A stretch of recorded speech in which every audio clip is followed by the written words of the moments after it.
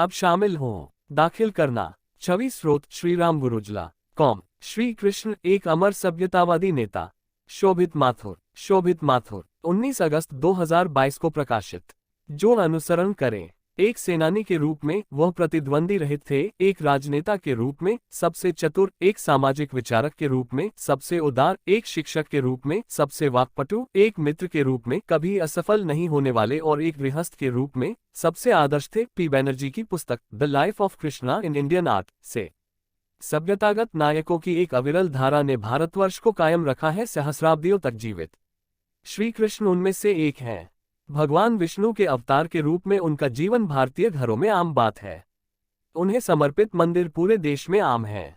उनके जीवन पर हजारों किताबें लिखी गई हैं और हर घर में भगवद गीता की एक प्रति है। श्री कृष्ण को संपूर्णता में समझने के लिए उनके दिव्य पहलू से परे उनके जीवन को भी देखना जरूरी है। उनका रोल मॉडलिंग उन्हें एक प्रेरणादायक इंसान बनाता है और उनके जीवन से सबक लेकर आता है। वह सर्वोत्कृष्ट राजनीतिक नेता और सैन्य रणनीतिकार थे। एक राजनेता के रूप में धार्मिक शासन कला और कार्यों का उनका ज्ञान भारत के भावी सार्वजनिक नेताओं के लिए एक महत्वपूर्ण मार्गदर्शक के रूप में कार्य करता है।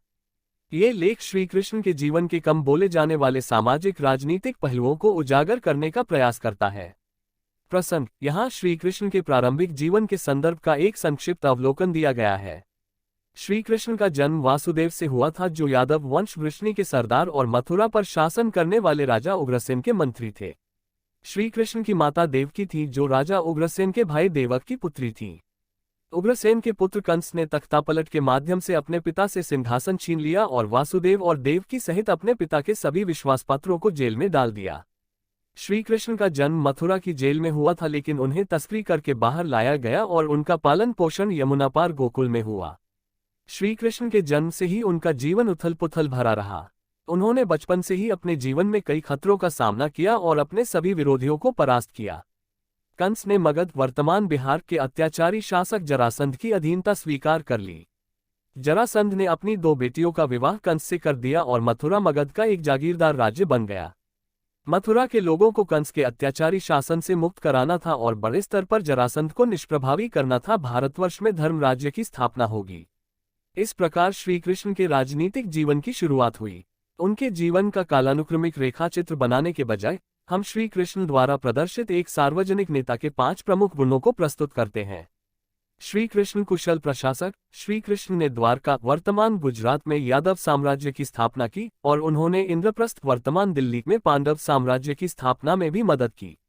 ये दोनों राज्य अपने अपने समय में फले फूले और आदर्श राज्य बने। उनके शासन मॉडल को समझने के लिए अपने आप में एक अलग किताब की आवश्यकता होगी, लेकिन यहाँ पृष्ठभूमि है। श्री कृष्ण द्वारा कंस को पराजित करने और उग्रसेन को मथुरा के राजा के रूप में बहाल करने के बाद जरासंध ने मथुरा पर बार बार आक्रमण किया। श्री कृष्ण ने जरासंध को लगातार 17 बार हराया, लेकिन हर बार मथुरा को गंभीर क्षति हुई। 18वें आक्रमण से पहले श्री कृष्ण ने मथुरा की आबादी को द्वारका में स्थानांतरित करने और वहां नए सिरे से यादव साम्राज्य स्थापित करने का निर्णय लिया। यह एक असाधारण प्रयास था। हमले के दौरान देश भर में एक पूरे शहर को स्थानांतरित करना और एक दूर देश में नए सिरे से शुरुआत करना। द्वारका की महिमा अब गुजरात के तट पर जलमग्न साम्राज्य की खुदाई से पता चलती है। यादव साम्राज्य की पुनः स्थापना करते समय श्री कृष्ण कभी उसके सिंहासन पर नहीं बैठे, बल्कि उसका मार्गदर्शन ही किया। मथुरा के लोगों को बचाने और द्वारका की स्थापना के इस प्रयास के लिए श्री कृष्ण को द्वारकाधीश के रूप में पूजा जाता है आज तक। उत्तरी मोर्चे पर पारिवारिक प्रतिद्वंद्विता के कारण दुर्योधन ने पांडवों को कुरु वंश की राजधानी हस्तिनापुर, वर्तमान मेरठ से बाहर जाने के लिए कहा। उन्होंने पांडवों को खांडवप्रस्थ, जो कि यमुना के तट पर एक जंगल है, में अपना राज्य स्थापित करने के लिए कहा। श्री कृष्ण ने पांडवों से इस प्रस्ताव को स्वीकार करने के लिए कहा, क्योंकि इससे उन्हें राजनीतिक स्थान मिलेगा और हस्तिनापुर के सिंहासन के लिए लड़ाई बाद की तारीख में हो सकती है। 5 पांडव भाइयों के साथ श्री कृष्ण ने खांडवप्रस्थ के जंगलों को साफ किया और इंद्रप्रस्थ शहर की स्थापना की।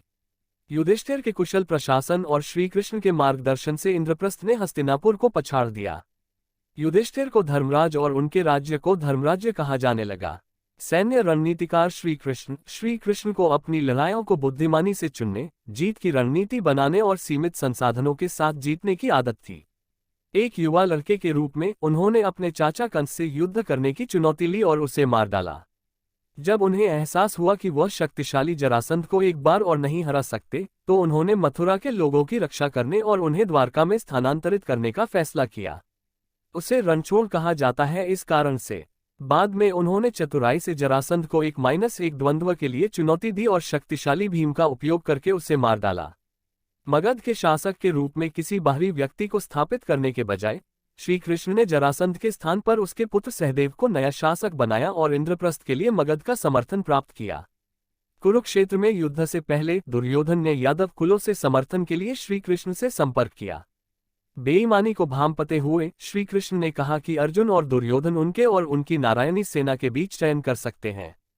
अर्जुन ने श्री कृष्ण को चुना और दुर्योधन को नारायणी सेना मिली। इस युद्धाभ्यास के माध्यम से श्री कृष्ण ने ये सुनिश्चित किया कि उनके मार्गदर्शन के बिना यादव सेना कमजोर हो जाए, जबकि उनका समर्थन पांडवों के साथ था। कुरुक्षेत्र युद्ध में संख्यात्मक रूप से कमजोर पांडव सेना को कौरवों के विरुद्ध जीत दिलाने की उनकी रणनीति सर्वविदित है। धर्मराज्य राजनीतिक गुरु श्री कृष्ण। हम भगवद गीता के माध्यम से कुरुक्षेत्र के युद्ध क्षेत्र में अर्जुन को श्री कृष्ण के शाश्वत मार्गदर्शन के बारे में जानते हैं। श्री कृष्ण ने स्वाभाविक रूप से अनिच्छुक शासक युधिष्ठिर को भी अपना न्यायपूर्ण शासन स्थापित करने और प्रशासन चलाने में मार्गदर्शन किया। इंद्रप्रस्थ बसाने के बाद युधिष्ठिर अपने राज्य का और विस्तार नहीं करना चाहते थे। श्री कृष्ण ने उन्हें अपने राज्य का विस्तार करने और धर्म की रक्षा के लिए एक एकीकृत, बड़ा और मजबूत राज्य स्थापित करने के लिए राजी किया। भयानक विनाशकारी कुरुक्षेत्र युद्ध के बाद युधिष्ठिर का दिल टूट गया था और वह शासन नहीं करना चाहते थे।